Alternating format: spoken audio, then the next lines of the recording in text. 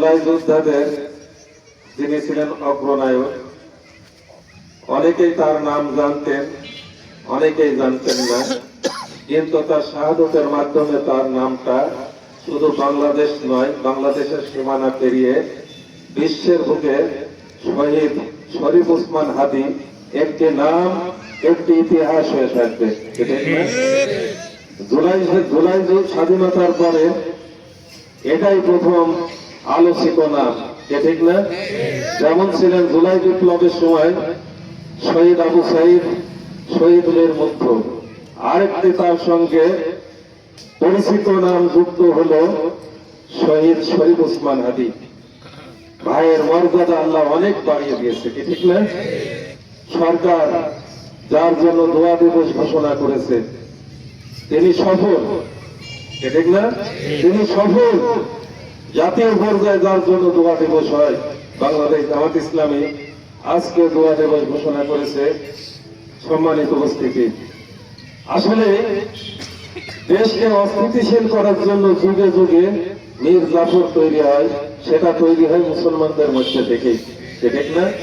যার যিনি এই কিলার, তিনি মুসলিম না, তিনি এই বাংলাদেশের স্বাধীনতাকে পার্শ্ববর্তী ভারতের কাছে তুলে দেওয়ার জন্য, তাদের এজেন্ডা বাস্তবায়ন করার জন্য তিনি এই কাজটা করেছে, ঠিক না?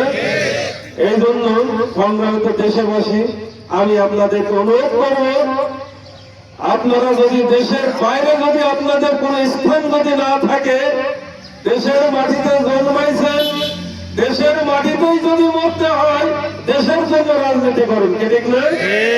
যাদের দেশের বাইরে স্থান আছে, জায়গা আছে, তাদের উস্কানিতে পাওয়া দেবেন না। তারা নিরাপদে সেখানে চলে যাবে, কিন্তু আপনার অবস্থান কি হবে বলেন? সংগ্রামী সাথী বন্ধুগণ, আপনারা লক্ষ্য করেছেন শহীদ ওসমান হাদীকে তাকে গুলি করার সাথে সাথে এদেশে দেখুন কত মানুষ নির্যাতিত হচ্ছে, পুলিশে হয়রানি হচ্ছে, ঠিক না? পুলিশে হয়রানি হচ্ছে একটা লোকের কারণে। এই জন্য আমি আহ্বান করব, দল মত নির্বিশেষে আসুন আমরা দেশের জন্য কাজ করি, ঠিক না? কারণ এই দেশে জন্মেছি, মরতে হবে এই দেশে, ঠিক না? যারা এই দেশে জন্মগ্রহণ করেছেন, বিপদ আপদে এদেশের মানুষকে নিয়ে এদেশের মাটিতে জীবন দেয়, কিন্তু বাইরের দেশে প্রাণের ভয়ে লুকায় না, তাদের জন্য আমাদের রাজনীতি করতে হবে, ঠিক না? বিপদের মুহূর্তে যারা আমাদেরকে ফেলে রেখে বাইরের দেশে লাশ মারে আর উস্কানি দিয়ে দেশটাকে অস্থিতিশীল করতে চায়, তাদেরকে বয়কট করার আহ্বান করছি।